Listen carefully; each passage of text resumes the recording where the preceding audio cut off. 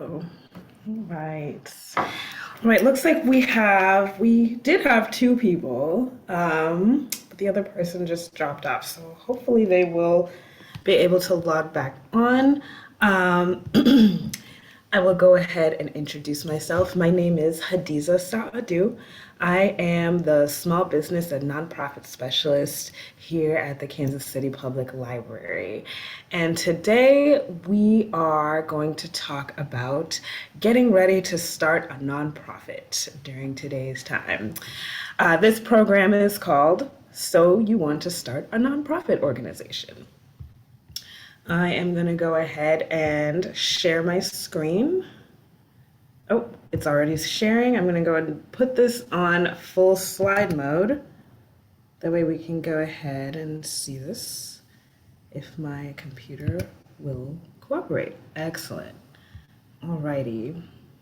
So I promise the slides are going to be very short. We're going to be spending the vast majority of our time today in a tool called the Nonprofit Startup Assessment Tool by Grantspace.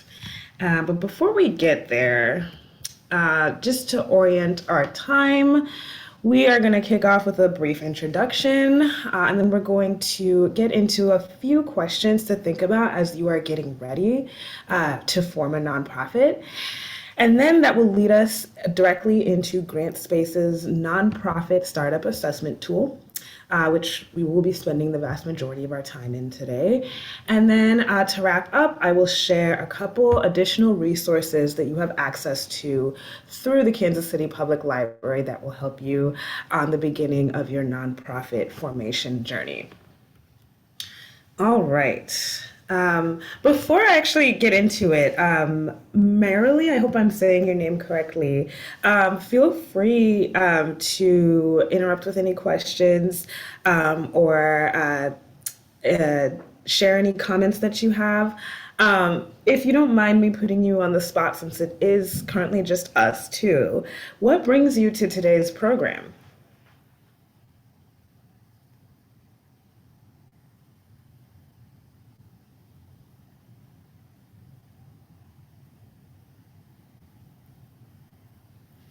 All right, well, I will let you, if you feel like sharing in the chat, feel free to do that. I know I kind of put you on the spot. You weren't necessarily expecting that. So no worries. We will get right into it. But again, if you feel like there's anything that you want specifically addressed, please feel free to put that in the chat. All righty. Okay, so I am assuming that everybody that is going to be watching this and Marilee, the people who are here today, let me look at the chat for a second. Oh, microphone's not working. No problem. No problem. You can just use the chat if you feel like sharing anything or asking a question. So again, I am assuming that everybody that will be watching this or who is attending this live is brand new to the nonprofit world, meaning you have not ever gone through the process of assessing whether or not it makes sense to start a nonprofit, to then going through the technical steps to actually register a nonprofit, and then going ahead and actually running a nonprofit. You are brand new to this world. You're here because you're considering a nonprofit as a potential way to organize activity that you are currently doing or that you want to do. So again, I'm assuming you are coming to this with no knowledge. Assuming that, know that the ultimate goal, if you do decide to continue along the path of forming a nonprofit, the ultimate goal for your nonprofit is to secure funding. I'm sure that is not a foreign thought to you, but even though the ultimate goal is to secure funding, there's a lot of things that you have to do to be ready to actually receive funding or to put yourself in the best opportunities to actually receive grants based off of alignment for potential funders. So we will absolutely get into all of that. But just so that you know what the learning objectives are for today, by the end of this training, you will know how to access Grantspace and more specifically the nonprofit startup assessment tool within Grantspace. And secondly, you'll also know what other tools are available to you via the Kansas City Public Library catalog that will help you at the start of your journey. All right. All right.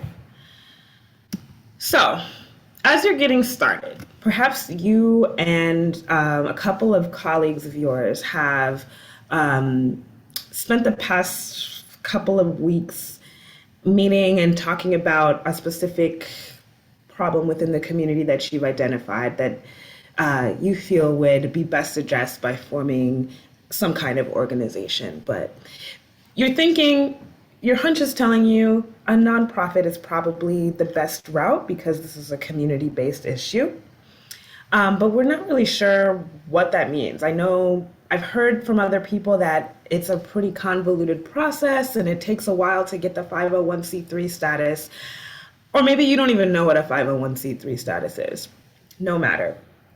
There are a few questions that every individual who is thinking about starting a nonprofit needs to answer before they continue. The first question, pretty straightforward, is why are you setting up this nonprofit? Both in terms of what it is that you're doing, but more specifically, and maybe more importantly, why does a nonprofit, why would the formation of a nonprofit be a good route for you to be able to elevate whatever work it is that you're going to do within the nonprofit?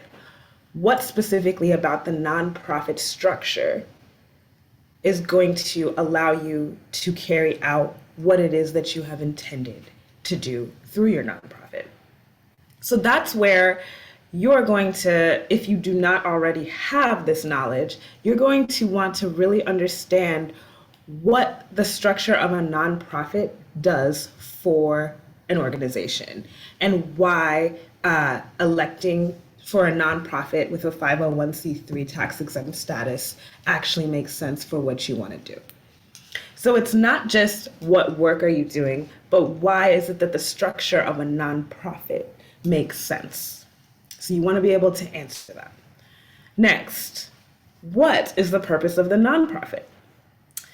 Okay, so again, this seems like a pretty straightforward question. And this is going to be entirely based in what it is that you've identified as the solution. So say you've decided you wanted to address an issue that affects the houseless community. The what is going to be specifically what your nonprofit is doing to address the issue that is affecting the houseless community. So perhaps you want to open up a shelter or a warming center or something like that. The what then for your nonprofit would be providing the service of shelter and or a warming station. Which leads into this third question, which we've sort of started to answer. One thing to kind of just take a step back away from this to consider is these are not necessarily questions that you ask one after the other. They could be questions that you sort of are answering simultaneously or side by side. So it's not necessarily that you need to have one answered before the other. And it's not necessarily that the way that you're seeing it on the screen, again, is how you need to be answering it. You want to think about this more holistically than I've answered this, now I'm going to answer the next one, because they kind of feed into each other, and you'll start to understand that once you start to do this yourself. So, what challenge within the community is it that you are addressing? This question is actually asking you to identify two things. One, the most obvious one is the challenge. And then second, is going to be who is it that you're serving. So we see the word community here.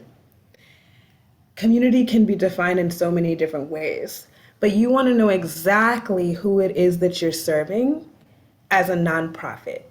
So you yourself, as a nonprofit founder, needs to be able to identify who the community is that you're serving, and you need to be able to identify how you relate to that community, because that is absolutely going to dictate in what ways you're going to deploy the solution that you've identified through your nonprofit to address the challenge that you've also identified. And then, absolutely, last but not least, last appearing on this screen, but definitely not least, is who is going to be part of your organization, if you haven't already considered that, and what are their specific skills and strengths. So if you have not, if you are coming to this solo and you have not yet assembled a team, or you haven't talked to the people that you have in mind, know off the bat that the people that are going to be part of your nonprofit are going to have specific skills and strengths that speak to the different roles required within a nonprofit to operate effectively. And you want to be able to identify those people up front versus finding out that they don't necessarily have the skills or the strengths required later on. Meaning, if you are considering working with friends of yours, you want to make sure that they already have the skills required and the strengths needed for the specific roles that you might have in mind for them. All right, moving on. So just a brief introduction to the nonprofit startup assessment tool before we get into it. Just know that this tool is for anyone who is thinking about starting currently or who has ever recently started a nonprofit. So this is for people that are brand new to the nonprofit world, as well as people who may have taken some time away from the nonprofit world and need a bit of a refresher on what it means to be ready for a nonprofit, specifically, and probably more especially if you are if you've been in the nonprofit world in a different subsector, now you're going into something that's completely different. It's also for anybody who has not previously navigated the process of incorporation and who has not ever gone through the process of applying for a 501c3 status. It's also for people who are looking for funding to support a community project, as well as those who are hoping to gain employment by founding a nonprofit organization themselves. And it's also for people who have received their 501c3 status, but they need help implementing program ideas and help securing funding. So let's go ahead and see what this tool is about. We're going to click Access Grantspace. So where we have gone to is the entry on the Kansas City Public Library digital catalog. So if you are on the Kansas City Public Library homepage, which would just be kclibrary.org, you will see over here on this right-hand side that says resources/research. Everything underneath this is what is included in our digital catalog, and everything is listed in alphabetical order. So you will click on G for Grantspace, scroll to find that entry, click on it, and then you'll be taken to this exact page, which gives a little bit of a description of Grantspace and a link for you to access this. So we'll click on that, and we are in. I have already logged in. If you do not already have a login, you'll create one because this is something that you return to. It's not really a one and done type of thing, and you'll see that it is a pretty lengthy tool. I'm going to go to my profile, which has some basic information of mine, but then this is also where I am able to access the nonprofit startup assessment tool. So I'm going to go ahead and click on that. I'm going to go to the dashboard. And so for me, this looks a little bit different because I've been in this tool before. If you're using this for the first time, it's actually going to take you up front to the questions themselves instead of taking you to this dashboard. So it will look a little different. So let me look at the chat. Oh, okay, you're unable to access Grantspace. What are you seeing when you try to access it?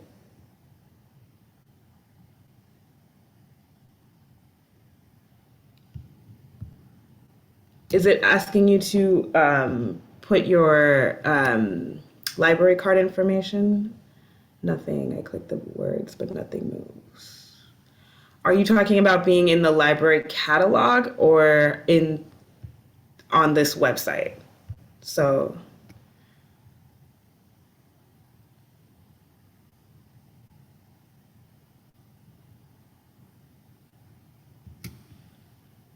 okay, I'm not. Okay, so are you saying then if you're on,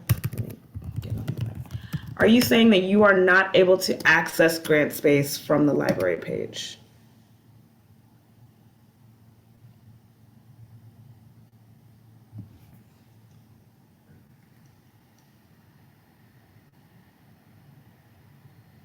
Okay, well, I'll just run through this again.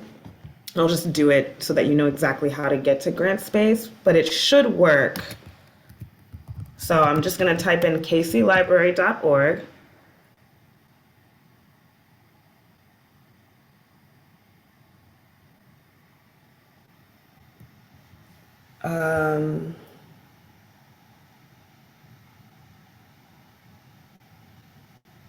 So you can't get to the library page unless you type the address and go to another window.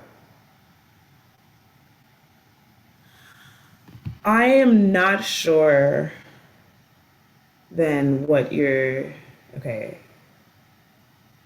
That seems like it might be an issue with your system. I don't know how to troubleshoot that. I can show you exactly how to get to Grantspace through the library. So I'll just do that one more time. Okay, so I'm on kclibrary.org, resources/research, G for Grantspace. Okay.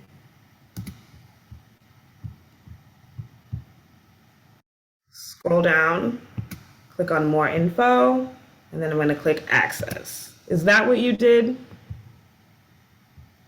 or tried to do?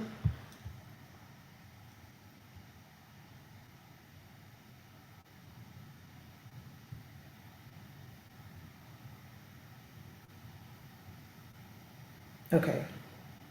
Merrily, if you can, yeah, so, right. So, how about this? For the purposes of today, just follow along what I'm doing. The only way that you can access Grantspace from home is by clicking on it through the library page. You can't go directly to it and be able to access it. It has to be able to authenticate from the library. So so just for everybody to know, I know we have one more person joining just now, so I'm going to just do this one more time. We are now at the point of this program where I'm going to do a live demonstration of Grantspace's nonprofit startup assessment tool. This is also being recorded, so you will have access to this later. If you are on the Kansas City Public Library homepage, that would be kclibrary.org. You're going to hover over to the right-hand side, resources/research. You're going to let the resources show in alphabetical order like this. We're going to go to G for Grantspace. That will be at the very bottom. We're going to click on more info. And then this is the key. You have to click on this link from the library catalog if you're doing this from home to be able to access this.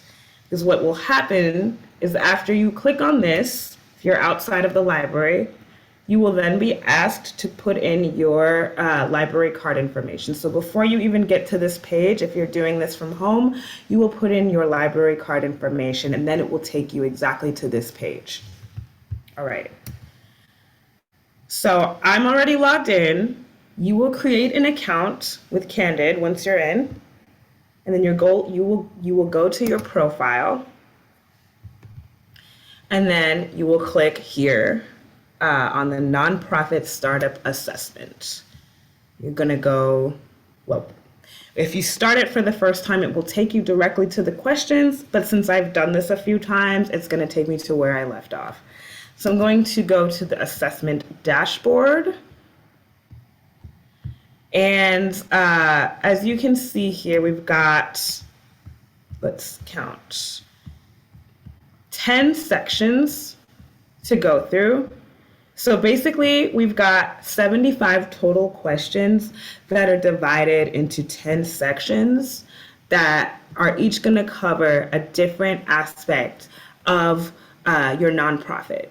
So the questions within each section are going to basically target your thinking, so that if you have not already started thinking about the specific things that the questions are asking, it will get you to start thinking about that. So we're going to go ahead and start with section 1. I've already answered 9 of these questions, so what I'm going to do is just edit my answers. That way you see how this works. So I'm going to pretend that I want to start an arts-based organization. So I know then I'm just going to look through these options. I know that arts is here, but maybe there's some other stuff that applies that I haven't really thought of. We've got animals, children and youth, community/economic development. I think that also applies as well. So I'm going to click on that. I'm going to click on arts and culture and humanities. And I'm just going to keep it at that.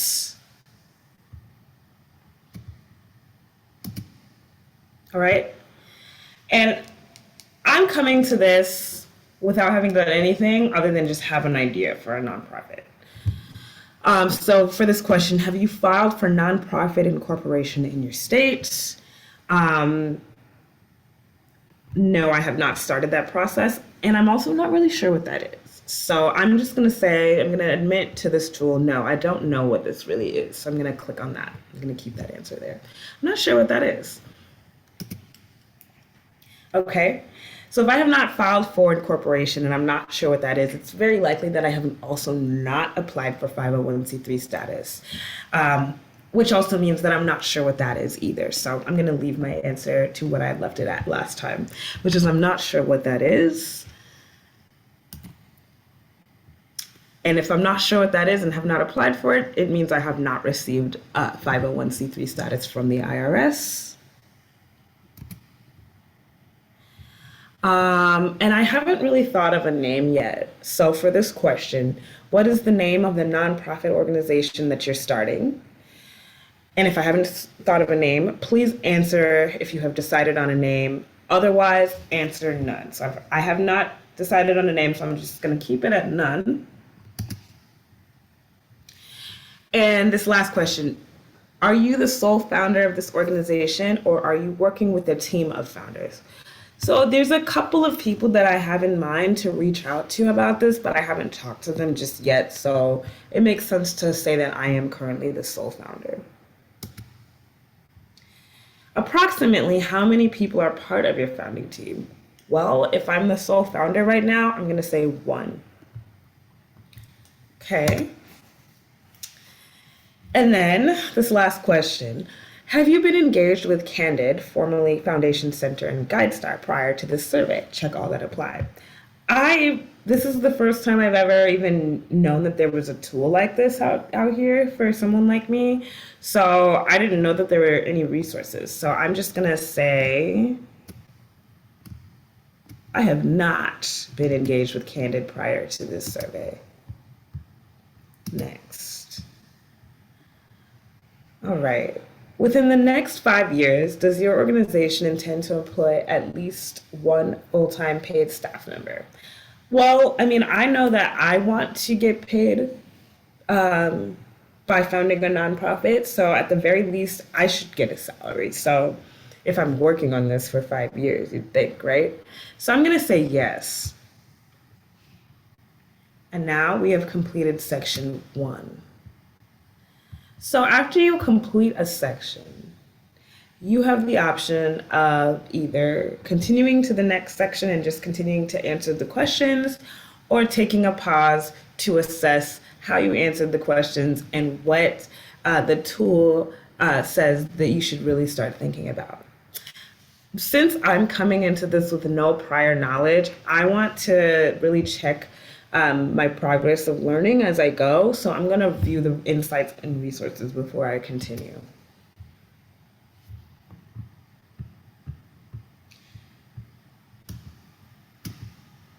So this tool is letting me know that I'm currently on track by going through this part. We're going to read through this in order. So the first question, what will be your organization's focus? Check all that apply. We're going to click that plus sign. I answered arts, culture, and humanities, as well as community/economic development. So the insight that they're giving here, and I'll just read this verbatim, if you selected more than 4 options as your organization's focus, your organization may have too many goals. So I'm going to stop right there and say, okay, I'm glad that I stopped at 2. I thought that maybe a few more might apply just because I'm still kind of refining the idea for this nonprofit, but I just wanted to kind of go and see what would happen with those 2. So having 2 seems to be a sweet spot. And what they say further is that while it is good to have ambition, you may want to consider narrowing your focus. You may want to work on further defining the mission and vision. So if you have an idea for a nonprofit and you start with that first question and you're thinking more than 4 of those options look like good options for you as far as your organization's focus, then yes, your attention is going to be divided. And you want to think about making sure that you are actually capable of delivering what it is that you say you're going to do as a nonprofit. Because not only do you want to make sure that you have the ability to do that, that is going to dictate what your ask is when you are ready to find grants and to develop relationships with funders. If your organization has several different focus areas, then it might be difficult to present what you do, present your mission and vision to funders who would actually be receptive to what it is that you're doing, because they may look at that and see, oh, well, this organization doesn't really know what it's trying to do because it hasn't really spent the time trying to define that. Not every organization can be everything for everyone, and actually no organization can be everything for everyone. So just remember that and make sure that you have a very narrow focus, not too narrow to the point that you won't even find funders that are interested in what it is that you're trying to do. But you want to make sure that you're not trying to do everything. Because one thing that a lot of people do kind of get caught up in, especially when I've worked with people one-on-one when they're at the very beginning stage, is not having a narrow enough focus because they're so excited about the prospect of forming an organization around something they're passionate about. They have to kind of realize, oh, I do need to take this time up front to really define my purpose. That way I can really, really articulate what my mission is for the vision that I see through this nonprofit. Okay. So what's awesome about this tool is there are linked resources that help you. So really what question 1 is asking you to do is to start thinking about your mission and vision without actually asking you to do that. So as far as these resources go, the question is, where can I learn about nonprofit mission statements? Let's see if it will take us. Okay, and this is taking us to Candid's knowledge base, which has a plethora of resources for people that are getting started and people who are even a little bit more established in their nonprofit journey. So there's a link to a webinar, and then of course, additional text information for you to just get your bearings straight. as well as additional resources for you to click through. I won't get super bogged down with that right now. All right, second question. Have you filed for nonprofit incorporation in your state? I answered, I'm not sure what that is. So they're giving an insight where they're saying that we should definitely check out the startup guide for more details on the process. So I'm going to go ahead and click on starting a nonprofit. This is specific to organizations based in DC, Maryland, and Virginia, caveat, but a lot of the process still applies to Missouri, so it doesn't hurt to look at. But make sure you stick around for the end because I have additional resources that help specifically with this part for people in Missouri. So as far as forms to get familiar with, it's definitely a good idea to start to take a look at these. That way you at least have a familiarity with what the form is and what it's doing. The 1023 EZ is really how you get that 501c3 status. I will be showing you very briefly a tool called LegalGPS, which takes you exactly through the steps that you need to take and in what order to form an entity, including nonprofit entities. So this is definitely something you can take a look at on your own. This is for me to pretty much show you that it is here. Okay, and then have you applied for a 501c3 status? I'm not sure what that is.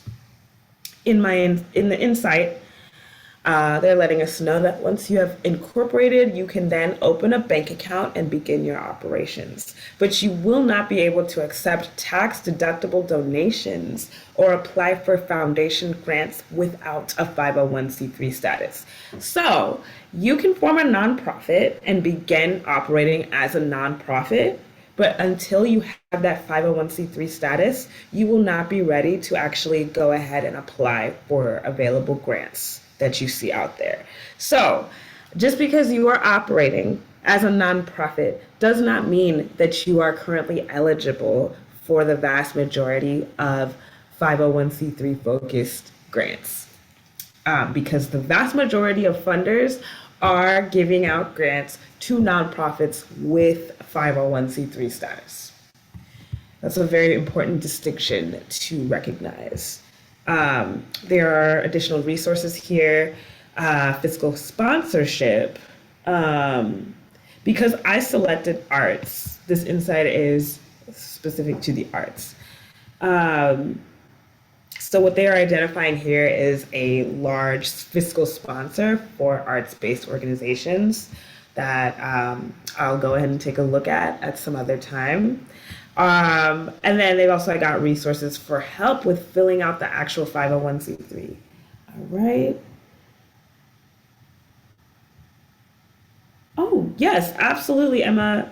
Thank you for that message. Emma has to hop off. Goodbye, Emma. Please feel free to email me. You will be getting an email recap and then a follow-up email with the actual link to this. So you'll have my contact information. All right, have an awesome day. Yep, no problem, Emma. Okay, so I'm gonna continue through this since we are at 12:04 now.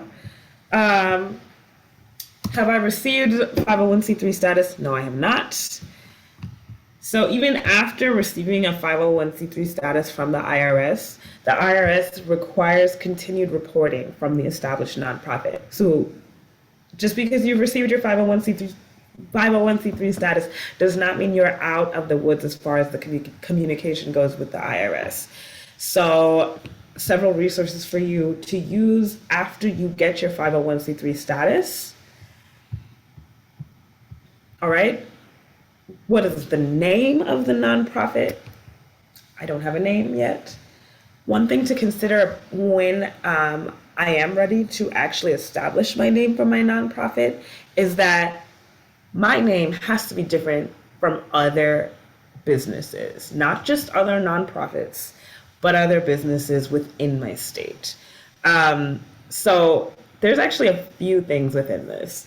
The first thing that you need to do is once you've established what name you want for your nonprofit is you need to check within the Secretary of State website to see if any other business has that name. So you will conduct a business entity state a business entity search within the Secretary of State search engine, and then it doesn't specify the type of entity. Just if anybody has registered an entity within the state of Missouri as the name that you are wanting to use for your nonprofit, it will show up, which means that you can't actually use that name. Now, another thing that I want to add to this is you can conduct a Secretary of State business entity search within your state, within the state of Missouri, and find that nobody has your name. But that does not mean that you're done making sure that the name is okay to use. Because after you do that and you've determined that nobody in your state is operating an entity with the name that you are electing to use, you have to then conduct a trademark search to make sure that you're not infringing on anybody's intellectual property from the national level, because that is something that you can run into as far as infringing on intellectual property rights. So not only do you want to make sure that your name is not taken by another entity in your state, you also want to make sure that the name is not the same as any trademark, or that it's not too similar to anything that's already established under a trademark. And that is something that they don't have within this, and I will show you again through LegalGPS where it really covers that. Okay. So you will take the time to read through these resources that really takes you through the portion of this journey where you're going to be identifying your organization by a name. The sixth question: are you the sole founder of this organization, or are you working with a team? It's a very good question. So I answered, I'm the sole founder. And the insight that they're giving is that if I'm going to be working with a team, it may be useful for other team members to take this diagnostic as well. So I might be the sole founder, but every nonprofit has a board of directors. So I'm ultimately going to be working with the team, whether I start that way or not. But what this is also kind of implying is that it's kind of better to start to think about things from a team aspect, even if you don't necessarily have the people yet, from the beginning, versus trying to do things on your own before bringing other people in at the further along that you go. So if you already have people that you want to work with, but you're not necessarily sure if they will be the people, this is a really excellent time for all of you to take this diagnostic individually and look at your responses and results together. So this is going to really give you guys the opportunity as a team that is still in the forming stages to assess the different skills that you bring to the table, the different experiences that you have, and the different kinds of resources that you have access through your own networks. And this is also going to give you the opportunity to really assess strengths and weaknesses that you have as an individual, so that you can take that as a whole and say, okay, as a whole, this is where we're really strong, and this is where we don't really have much coverage, and we need to figure out how we're going to either build those skills up or turn weaknesses into strengths. Okay, so definitely take the time to read through this resource called Building Healthy and Effective Leadership Teams, because the more that you can invest in time in creating a strong, cohesive and collaborative team up front, the more you're going to avoid running into issues that can derail operations and derail you actually moving forward on your mission once you are in operation. Okay. Next question. Approximately how many people are part of your founding team? I said 1. So what they're letting me know is that according to research, on average, a nonprofit has 5 founding members. And the typical first-year board has 6 members. So many founding members also sit on the board. So as I said during talking about the insight from this last question. At the end of the day, a nonprofit will always have a board. So you're going to be working with a team, even if you don't have other founding members. But what they're telling us here is that typically nonprofits have more than one founding member. And typically those members also do double duty as sitting on the board. So what we find is that the most common size of a founding team is 3 members. And only 7% of nonprofits are started with only one founding member. Something to think about. Large teams are beneficial in that they bring a diversity of experiences and resources to the table.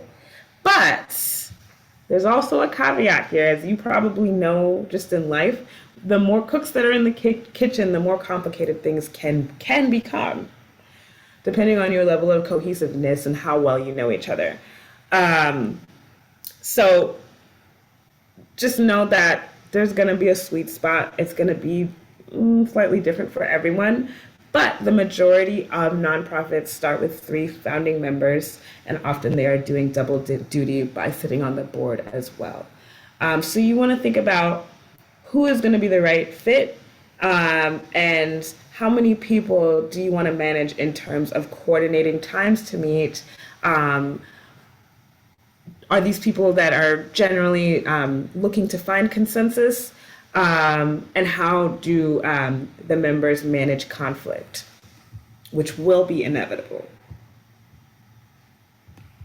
And again, another resource for you to absolutely look through, because the more time you spend up front with this, the better it's just going to be. The more that you're all on the same page up front, the more you're going to stay on page, even in times of conflict, because there will always be conflict, especially in the nonprofit world. Okay, this 8th question. How have you been engaged with Candid prior to this? So this is really just asking, are you familiar with the suite of tools that Candid has available for you? So they're letting you know that Foundation Center and GuideStar joined forces, and this was in 2019. I actually remember when this happened, there was a whole launch of this tool that we had in person at the library with the former nonprofit specialist. His name is Kelly Mahan. He retired and I took over his role almost 2 summers ago now. So this is just giving some more background as to where this even came from, and then additional resources that you can access as you continue your journey. Last question that we answered: within the next 5 years, does your organization intend to employ at least one full-time paid staff member? And I said, absolutely, because I want to get paid. So the insight here is, once an organization begins employing staff, it takes on additional complexity, as you might have been able to guess. So you not only need to adhere to laws that regard your nonprofit status, but you also have to follow employment laws. Duh. So in addition to raising money for programs, then you're also responsible for paying your employees on time. So you have to be ready. You absolutely need to be ready to do that once you do it. Nonprofits are really not the best vehicle for employment. If you have ever worked in nonprofit, you probably already know that. So basically what they're trying to say here is most nonprofits actually do not employ anybody, even like the founding member. So I said that I wanted to form this nonprofit because in part, I also want to be employed by this nonprofit. What this is letting me know is that it's not necessarily the case that that is something that is really within reach or reasonable. So I shouldn't necessarily have that as a goal up front. That shouldn't really cloud my decisions. So nonprofits are, again, not a great vehicle for employment. Only a third of nonprofits that are formed will actually employ someone. And the typical nonprofit does not hire staff until it reaches about 70,000, or no, not 70,000, 170,000 in annual revenues. So some nonprofits do not ever get to that point, and that's totally fine. But if it does happen, it's going to take a few years before a nonprofit can actually fiscally support an employee from its own revenue. Okay, so this resource here is definitely something to read. 10 steps on hiring your nonprofit organization's first employee.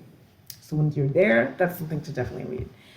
So I'm going to stop there with this tool and start to show you a couple other tools. We've only spent time in section 1. Briefly, I'm going to just kind of scroll through these other sections. So inspiration and goals. This is going to cover questions about like what kind of time commitment do you think you can devote to this? What kind of role do you want to play within the organization? Where did you get the idea from? What is your intended service area? So you can just look at how these work. It will take you directly to the questionnaire so you can actually answer the question. But before you go and answer the questions, you can definitely start to look through what the questions are going to ask and what different areas are going to be covered. That way you're starting to get more prepared to answer the question as you continue to do your own research. So as you can see, there's a lot within each section, so you're going to be spending time in this. This is a time investment up front, because the more you know up front, the better it's going to be for you down the line. And that's why you're here today. Financial capital. This is where you're going to start to think about what is your budget. Again, the sooner you have specifics, the better it's going to be. But if you're not there yet, this is where you're starting to get your thinking in that direction.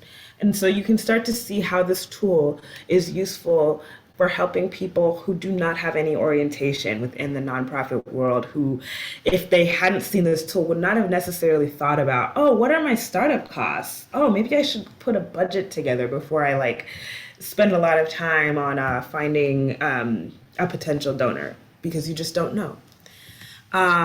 So not only do you need to know what your startup costs are, but you also need to know what you're going to use the funding that you're going to get in your first 2 years of operation. So when you go out to look for grants, what are you trying to fund? Are you trying to fund the operations themselves internally, as far as keeping the lights on? Are you trying to fund a specific program underneath your nonprofit that you've already established? It's going to depend on where you are. And then it's going to ask questions about, are you willing to take on personal loans? Do you have a personal budget? This is asking, do you already have that kind of habit? If not, you're going to start doing that. Again, asking, do you already know what you think your operating costs are going to be, or have you already started a budget? So it's just getting into have you started to think about these things? If not, here are some tools, here are some resources. So let's see an example. In this one, number 5, nonprofit cost analysis toolkit. This will help you to figure out how much your programs really will cost. And then right now, what is your current employment status? Do you have income coming in that you can support yourself with? And then if further kind of asking along those lines, how do you intend to support yourself as you start the organization? Are you going to quit your day job? Do you have funds that you can rely on if you are going to quit your day job, or are you going to maintain your day job? And if so, how are you going to divide your time? And then what is your net worth? So this is just a really blatant question. What do you already have? If things go wrong, can you support this on your own? A lot of people cannot. And for some people, that is going to tell them, that's going to dictate the path forward. Whether it means you have to take more time before you actually get off the ground, or you have to find another means of getting off the ground. It's just, once you ask that question of yourself, it's a reality check, because a lot of this is a reality check. So after you go through financial capital, it's going to go through human capital. So this is where you're going to be assessing skills. What kind of skills do people have? What kind of experience do people have within this? So ideally, everybody that you're considering to be part of a founding team will be answering this. So they're taking the time to assess themselves. Um, so a quick, interesting question that they're asking here is, in what year were you born? Let's see what this insight is saying here. So of course, age does not necessarily dictate success, but it does say a little bit about your experience. So GuideStar has decided that this is actually an important question. So they're letting us know that on average, businesses that are founded by people that are between 45 and 54 tend to perform better than those that are founded by people that are less than 35 years old. So I guess I'm not a good candidate for starting a nonprofit based off their statistics. In 2010, which was 12 years ago and before a pandemic, and before a lot of things actually that happened in the United States, the app that would contribute to people wanting to form a nonprofit specifically. Let me be specific with that. What they're saying is in 2010, the average age of a person that was starting a nonprofit was 50 years old, for better or for worse. I don't know if I necessarily agree with this, but it's something to consider from the funder's standpoint. So even if this doesn't affect how you would operate, like why would my age affect my passion or my ability to carry out this nonprofit's mission? Know that as a nonprofit, you are in a very competitive environment and you are vying for the attention of a finite group of funders, whereas the number of nonprofits is expanding. And it's especially expanding since the pandemic started. So age might be a factor that a funder that actually looks like a very attractive funder in terms of who they fund, the types of projects that they fund, the amount that they give. Age actually might be something that they are either letting people know directly or indirectly. So that is something to think about from the funder's perspective. But it could also be a factor as far as like if you're considering people that you do not know to be part of a founding team or to be part of a board of directors team. Okay. All right, so after you go through human capital, you're going to go through social capital, which is really taking assessment of what kinds of connections do you have, what kinds of resources do you have through those connections. So if you like needed to like get money from somebody, like do you have people in your network that could actually loan you $1,000? Who's in your network? What kind of partnerships do you already have? How would you rate your own professional network? Et cetera, et cetera. So I am, again, breezing through this. I'm going to stop right there because I think at this point you're starting to get the idea as to what this tool is really capable of doing. It's to help you make the decision whether or not you should continue refining an idea to form a nonprofit, because it's going to ask you all of the things that are going to force you to do a reality check. All right. I'm going to stop this share, and then we're going to get back into this PowerPoint really quickly. And I am going to show you a tool. There's two tools, actually. I'm not going to show you Foundation Directory Online right now, but just know that the Foundation Directory Online is for once you have your 501c3 status and are ready to find funders. It's a database that lists funding organizations, gives a profile and some information about recent grants that they've given and who they've given them to, their interests as far as what kinds of programs and organizations that they support, patterns in giving. You just get a whole host of information. And of course, when there are available grants, they have those listed on the database as well. So that is something that is only accessible at the central library. So if that is something you're ready to do, please feel free to set up a meeting with me if you want hands-on assistance navigating the Foundation Directory online database to find grants.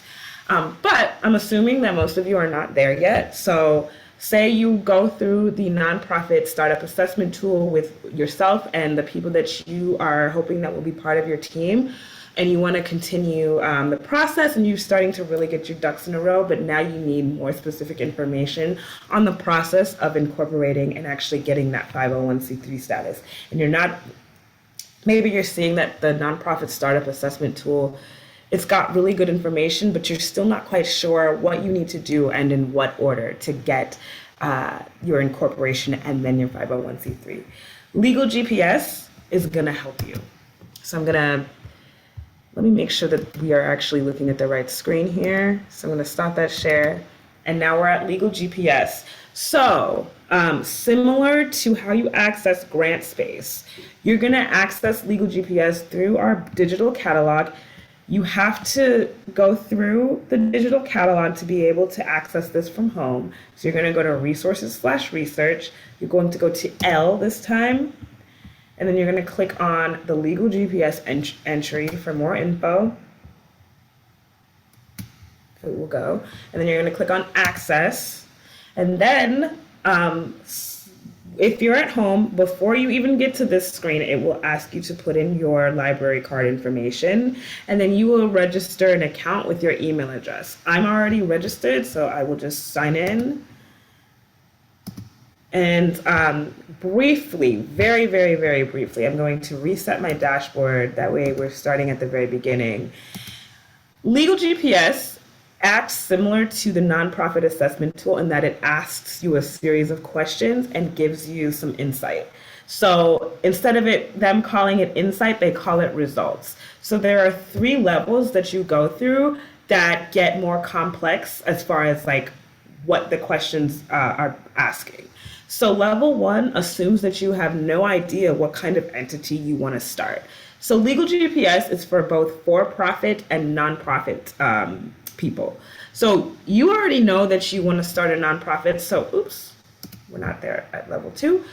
If you already know, level 1 is going to be really fast, and so is level 2. So we're assuming we know for sure we want to start a nonprofit. So let's see how we're going to use LegalGPS really quickly. So, first of all, have you formed an entity? Even though we know we want to form a nonprofit, we have not formed an entity yet. So I'm going to say no. If I'm confused by any question in LegalGPS and I'm not sure how to answer, there's a plethora of links that help to gather my bearings. And then I can also click for more information. I won't go through that, but just know all of that is there for you. There's a lot of information in here. I'll confirm that. So I have not formed an entity. So LegalGPS is going to ask me a series of questions to help narrow down the choices. So first, do I know if I want to form a nonprofit or for-profit? I know I want to form a nonprofit. So I'm going to answer A. That made level 1 super short. I'm going to then calibrate my GPS. And then I'm going to get to level 1's results. Okay, so I'm going to review the results and just know up front this is absolutely a time commitment. So this is not something that's going to take 5 minutes. You're going to be using this tool for a few hours. And the amount of time that you spend in it is just going to depend on the person and how savvy you are already. But if you are coming to this with no knowledge, you can get lost in this kind of tool, but not actually lost because it will track your progress. You're not going to actually it's very difficult, I think, for you to get bogged down in the information if you know that you need to have it, because this is very vital information. Okay, so this first section is telling you how to navigate the LegalGPS and how to use it. The goal is to finish all 3 levels. Understand it's a time commitment up front, so maybe it's not a good idea to do this when you have other things to do at your day job. You want to set time aside for this. But the main goal of this is to help clear up unknown unknowns at the start of your journey. You may end up hiring a lawyer for very specific questions, but if you do end up doing that, using Legal GPS will help you refine the questions that you need to ask that lawyer so that you're not asking more general or basic questions and I guess potentially wasting your money by getting more generic answers that you could have had just answered through Legal GPS. Okay, so once you're done, this will give you a PDF report that basically tells you what you did and how you navigated the tool. And then not only that, it gives you a roadmap to what to think about for the future. And then it'll give you kind of an estimate of how much time and money you saved by using the tool. And then for those who care, you'll get a certificate of completion. But the main thing is that once you've finished all 3 levels, you unlock the vaults, which gives you a lot more information to think about in the future. The reason why they don't give you that information until the end is because it doesn't make sense to give you very specific information to think about in the future before you've gone through all the steps in Legal GPS. All right, so time commitment, you can read that on your own. It's going to be different for everybody, but it is a time commitment, just know that. This next section is giving examples of why it's important to really consider the legal environment before you start establishing your business. And the first example is one that I alluded to when we were in the nonprofit startup assessment tool. And this is an example where there was a woman and minority-focused incubator that launched and began its operations in 2016. When they launched, they successfully performed a business entity search for the state that they were founded in and saw that there was no other entity that had their name. But what they neglected to do was to perform a trademark search. So what ended up happening was that in 2017, there was a funding company that had their exact same name, and they were able to sue the incubator, even though they were not in the same state. The reason why they were able to sue the incubator is because the funding company had trademarked their name, and the minority and women-focused incubator did not determine that. So they were infringing on the funding company's intellectual property rights. So that is a very common mistake that business owners run into, is neglecting to do the trademark search. And that's why I like to focus on that one. Okay, so very, very quickly, since we are 3 minutes over time, and this is where we will end. This is just to show you how things work. With level 2, the question is going to be really, really fast. So the only question they have, if you know that you're going to form a nonprofit, is, have you selected directors? I'm going to say no, or I'm going to say we've selected at least one director, which is me, but still determining the rest. And so now we're done with level 2. Calibrate.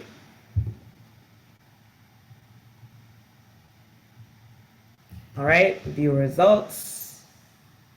Okay, so as we can see here, there's a lot more going on in level 2. You'll read the directions, and I'm going to breeze through this because the way that I'm going to describe this is going to tell you what the things are that you have to do to get incorporated and then get your 501c3.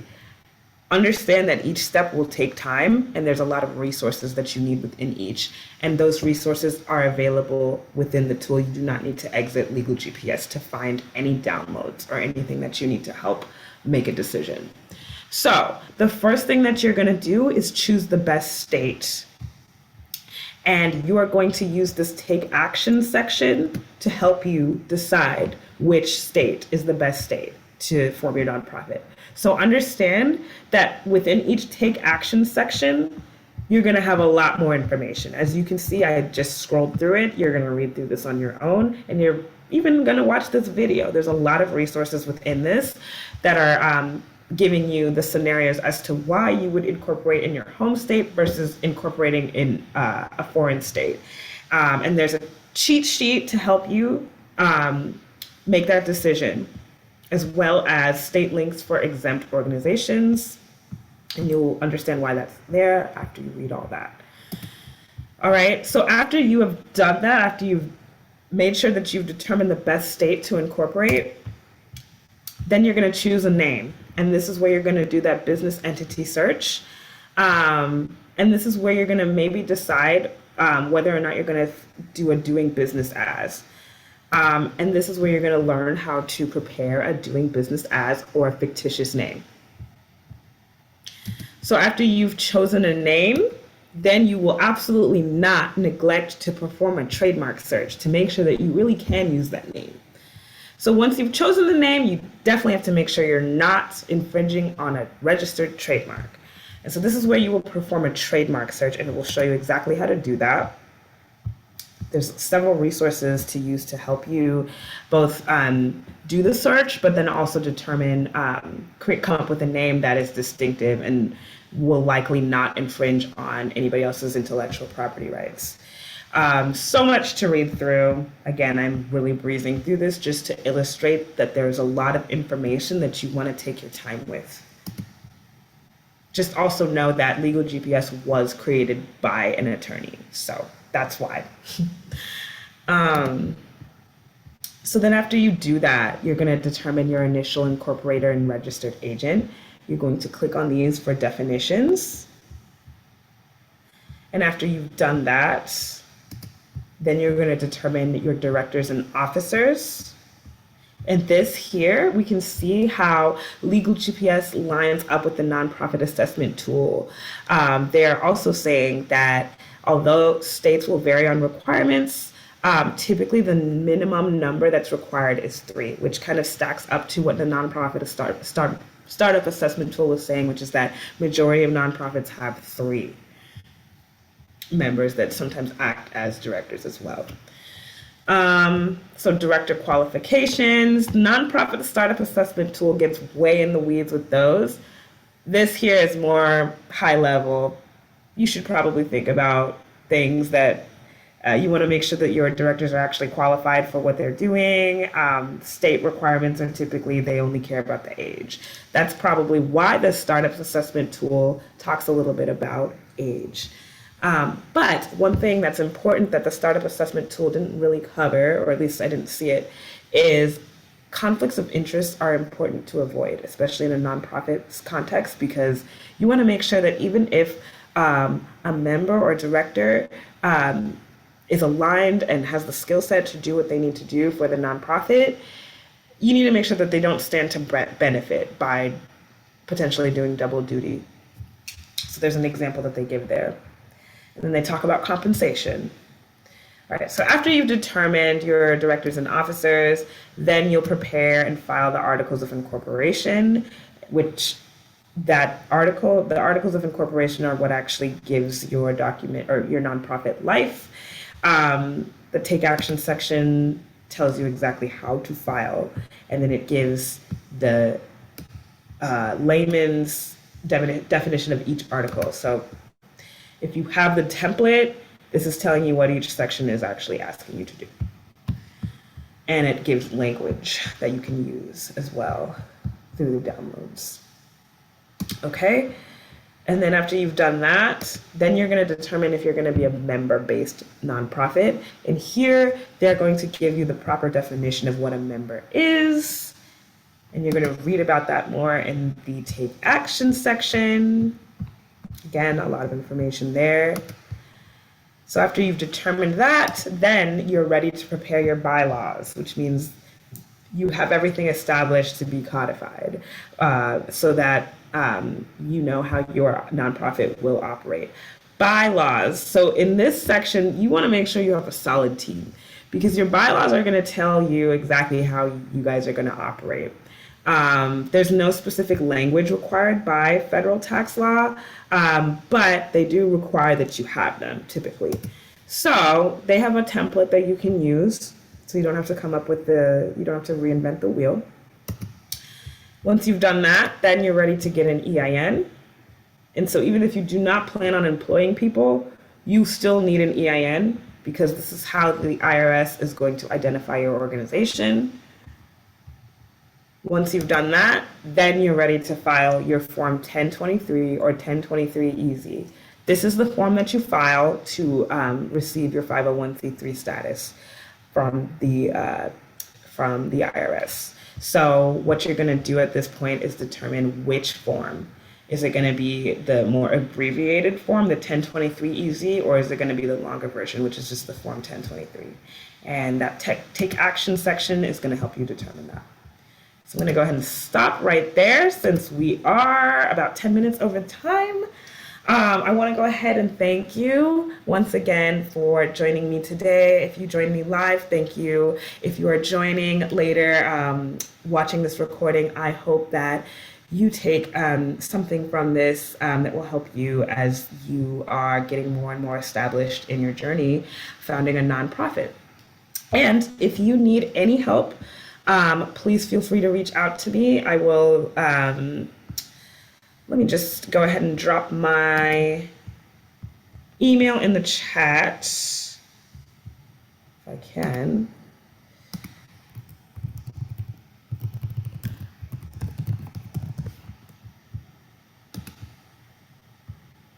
Okay, so I've just dropped my email in the chat. You can also schedule a meeting with me through my Calendly link, which I will include in the recap email.